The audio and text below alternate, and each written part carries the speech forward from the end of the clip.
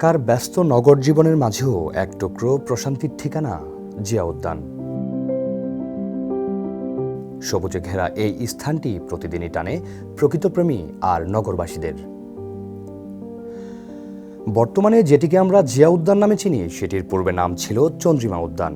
এটি মূলত জাতীয় সংসদ ভবনের পাশেই একটি পরিকল্পিত সবুজ এলাকা হিসাবে গড়ে তোলা হয়। এই উদ্যানটি বিশেষভাবে গুরুত্বপূর্ণ হয়ে ওঠে 1981 সালের পর, যখন বাংলাদেশের সাবেক রাষ্ট্রপতি জিয়াউর রহমান নিহত হন। পরবর্তীতে তার স্মৃতির প্রতি সম্মান জানাতে এখানে তার সমাধি নির্মাণ করা হয়।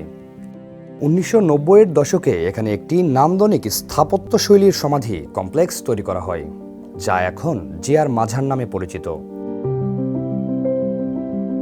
এই স্থাপনাটি শুধু একটি কবরস্থান নয়, এটি একটি জাতীয় স্মৃতিচিহ্ন হিসাবে বিবেচিত। রাজধানীর ব্যস্ত জীবনের মাঝেও এক টুকরো স্বস্তি আর প্রকৃতির ছোঁয়া পেতে মানুষ ছুটে আসে জিয়া উদ্যানে।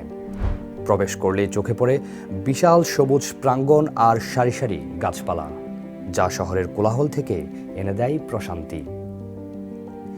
এই উদ্যানের অন্যতম প্রধান আকর্ষণ হল শহীদ রাষ্ট্রপতি জিয়াউর রহমান ও তার সহধর্মিণী সাবেক প্রধানমন্ত্রী বেগম খালেদা জিয়ার সমাধি কমপ্লেক্স। সাদা পাথরের নান্দনিক স্থাপত্য আর পরিচ্ছন্ন পরিবেশ দর্শনার্থীদের মুগ্ধ করে। সুন্দরভাবে নির্মিত মূল সমাধিতে প্রতিদিনই দর্শনার্থীরা শ্রদ্ধা জানাতে আসেন।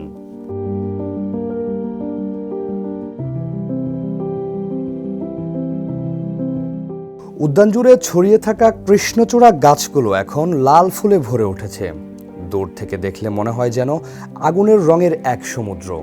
সবুজের মাঝে এই উজ্জ্বল লাল রং দর্শনার্থীদের চোখে এনে দেয় প্রশান্তি আর আনন্দ।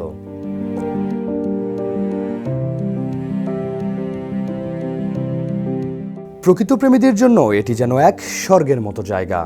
পরিবার বা বন্ধু বান্ধবের সঙ্গে কাটানোর জন্য রয়েছে নিরিবিলি বসার স্থান।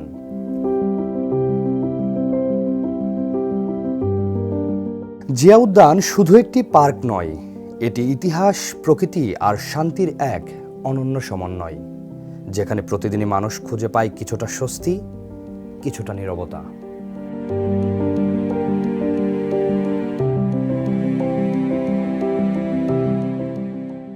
প্রান্তিক কণ্ঠস্বর, ঢাকা।